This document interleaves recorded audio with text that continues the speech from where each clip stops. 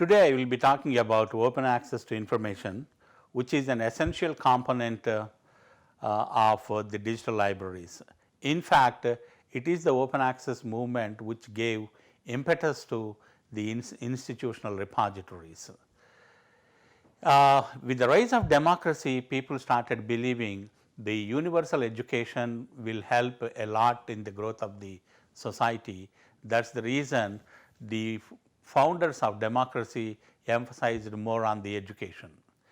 Now, we are talking about open access. Actually, the word I prefer is universal access.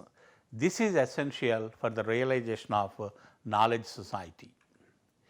Then, when I was a student, we were talking about barriers of scientific communication in especially one of the books we used to follow by Pauline Atherton.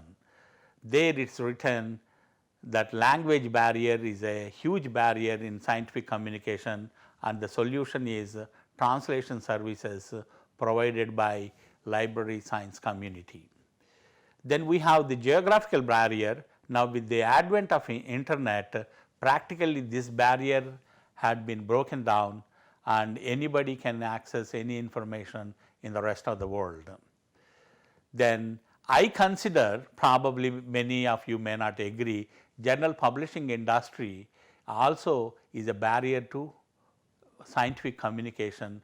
The only solution is open access to make much of the journal articles which are reported as scientific results should be in open access for the to smoothen the scientific communication. And one of the greatest hurdles in this process is the copyright laws. The copyright laws are neither user or author friendly, and mostly they are publishing industry friendly. Now, let us have a look at journal publishing industry.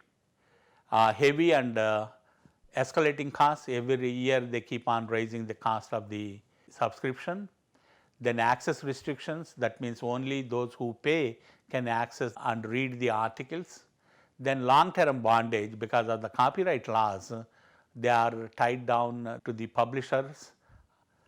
And of late people have been talking about consortia approach, wherein many libraries can group themselves and subscribe the journals in a consortia approach. But again, it has its own flip side, in the sense consortia can be formed only with the approval of the publishing industry.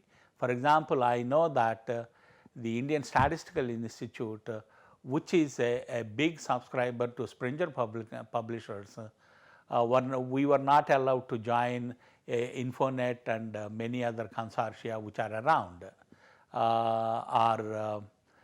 That is one of the biggest problems. In fact, I was told once World Health Organization wanted to subscribe all medical journals to the third world countries, and we were told that India was not allowed because fairly they have a good subscription membership from the Indian community, and it would be a loss if India joins the consortia of medical journals. Coming to the copyright laws, they are highly biased to the publishing industry, neither user friendly or author friendly. This is a real difficult situation because very few people can really overcome the barrier created by the publishing industry with regard to the copyright laws. The copyright, if we have a look at the history of the copyright laws, Copyright Act 1976, it specifies that copyright is in effect the life of the author plus 50 years. In case of corporate authors, it is 75 years.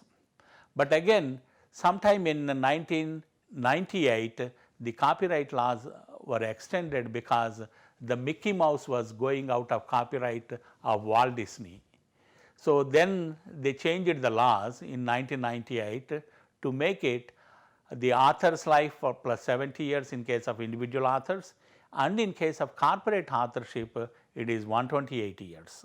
Of course, officially it is known as Sony Bono Copyright Terms Extension Act. I consider the entire journal article which is enslaved by the copyright laws as a freak in the market economy even, because this is the only product where a producer does not get anything, instead sometimes he has to pay. For example, if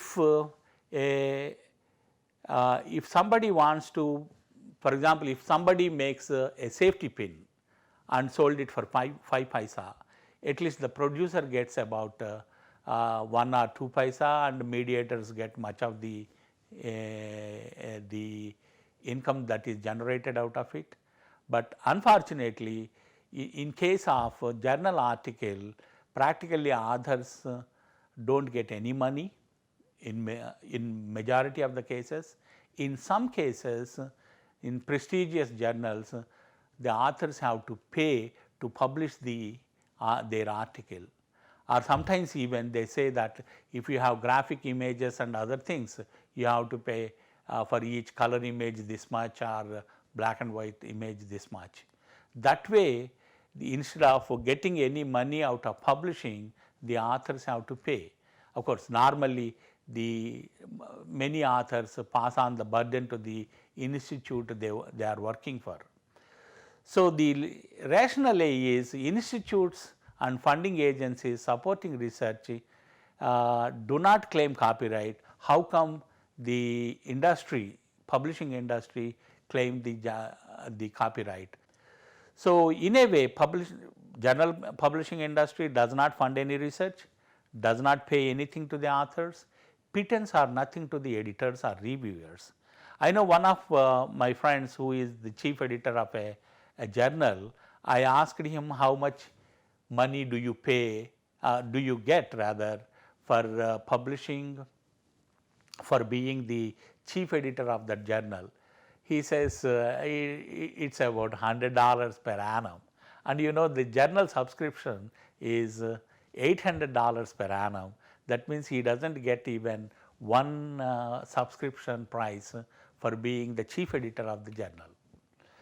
Then again, coming back to the journal publishing industry, the cost is unaffordable even to the, forget about the individuals, even to the institutes, and for many libraries the price of journal they have to pay towards subscription is quite high, and industry has nothing to do with the content, because finally it is the reviewers who are subject specialists who ensure the quality of the journal. Does not really offer nascent information. The reason is many prestigious journals, any article sent to that journal sees the daylight after 1.5 years. That is a common period. Okay. The so-called claim for quality, because many of these journals claim that it is a peer-reviewed journal, as if open access journals are not peer-reviewed. We know that even there are very good open access journals which are peer reviewed with a very good reviewers on their board. Now, let us look at the great claim by the industry that the peer review is the best. I would like to point out it is of course among the available approaches perhaps one of the best, but not without pitfalls. Some editors reject an article without sending the paper to the referees. Okay, after all, we are human beings, we have our own prejudices. Some editors may deliberately choose a harsh referee to have it rejected. And of course, over the experience, we know that some reviewers tend to be more fussy and hard. So, if the editor does not want it to be accepted, naturally he sends it to a harsh editor. Then bias against authors depending on the nationality, gender, institutions. I know one of my friends, when he was an economist, when he was in Austria, he was telling that his articles were easily getting published, whereas when he came back to India, better articles are being rejected. So, we have the prejudices against some nationality or gender or institution. Then author and referee belonging to the opposing schools of thought. We know that there are many at a higher level of any subject, we have the opposing schools of thought, and this is more apparent in the case of social scientists, where the leftist authors and rightist authors practically at loggerheads at each other. But again, we have a classic case. For example, in case of the Nobel laureate Chandrasekharan, we know that for a long time, as one of the British astrophysicists rejected his ideas, he never caught the attention of the world, and he got recognition when two of his students got Nobel Prize. Later, when they looked into the teacher's work, even Chandrasekharan got Nobel Prize. So, the biases are always there. Reviewers can reject a good paper and write paper using the ideas. This is also quite common, and delaying the publication of potentially competing research. So, they try to delay it so that their group or their friends they publish it first. But that is the reason sometimes people insist that the article was first received on so and so date. This is, of course, there are some mechanisms in place to prevent some of these pitfalls. Now, in any case, we believe that the underlying strength of peer review is the concerted effort by a large number of researchers and scholars who work to assure that valid and valuable works are published, and conversely to assure that invalid and non-valuable works are not published. So, still we believe that peer reviewing is a good idea, though that is not the only idea. So, what are the alternatives to peer reviewing? We have certification based, that is, reviewers are trained. We know that in some cases, if reviewers are asked to reveal their name, probably they may be more responsible. But again, we know that many journals they do not reveal the name of the reviewer, so that the authors do not get upset about, okay, so and so is my I mean he dislikes me or something like that. Then open reviewing, okay, reviewers are signed, I mean that is what exactly the open reviewing means. Then commentary based, readers can comment before and after reviews. Okay, nowadays with the technology, even before it is an article is published formally, anybody can leave their comments so that author may modify, just as in the case of reviewers suggesting any modifications. Okay. Then collaborative filtering, that is guiding the readers on what to read, but again it also has its own pitfalls. How do we guarantee the judgment of a set of people are giving us the right article to suggest? Then institution based, that is institutional repositories. Then citation based, okay, if a particular author is heavily cited, probably his article has a better value. No peer review. Personally, you may laugh at me, I prefer this for the simple reason that we know many a time the newspapers report, and we know that many of these newspapers are a bit biased, but finally it is the readers who decide whether to accept something or not. So is the case, the no peer review means let the readers decide whether a particular author or a particular article is of interest to him or it is worth reading. But again, the problem with this, as in the case with many things, it also has flip side, because plethora of people keep writing probably without much value. So, what is open access? Open access refers to online research output that are free from all restrictions on access and use. This is given by the famous open access champion Peter Suber. And here the emphasis is free means the freedom to use or freedom to access. So, the emphasis is more on the freedom when we talk about free and open access software, open source software also. The emphasis is more on the freedom, not on the cost. Of course, it is there, the cost also is very important. It implies cost also, but it implies more than that, that is the freedom. Then open access can be applied to all forms of published research output, including peer reviewed or non peer reviewed academic journal articles or conferences or theses or book chapters and monographs. Then I would like to tell some of the important initiatives that have taken place in the past, which led to a big movement. Then Budapest Open Access Initiative that happened sometime in 2001. Then Association of College and Research Libraries, the principles and strategies for the reform of scholarly communication, that was in 2003. Bethesda Statement Open Access Publishing, again it is in 2003. Then Berlin Declaration also happened in 2003 on open access to knowledge in sciences and humanities. Then UN has also jumped into the bandwagon and had a world summit on the Information Society Declaration of Principles and Plan of Action, okay, in 2003.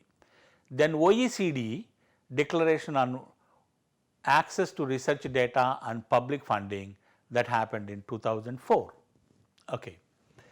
Then another important one from the librarian's point of view is the IFLA released in 2004 a statement on open access to scholarly literature and research documentation, and Soledad Declaration committed to equity.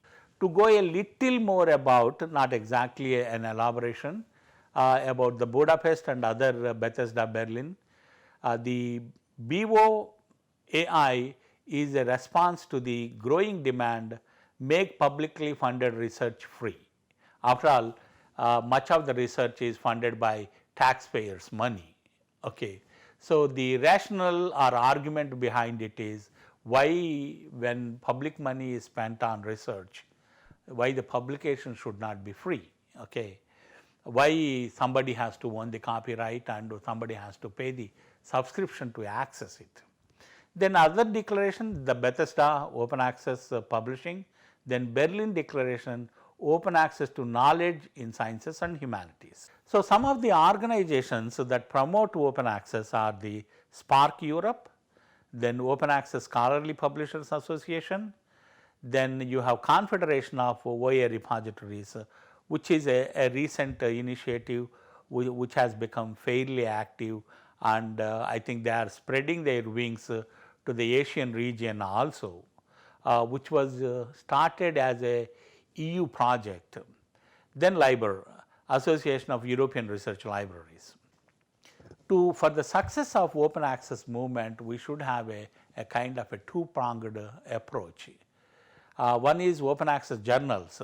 So, we have luckily Directory of Open Access Journals, DOAJ, and you can see right now it lists almost about 9,000 journals in 129 countries as on June 2016.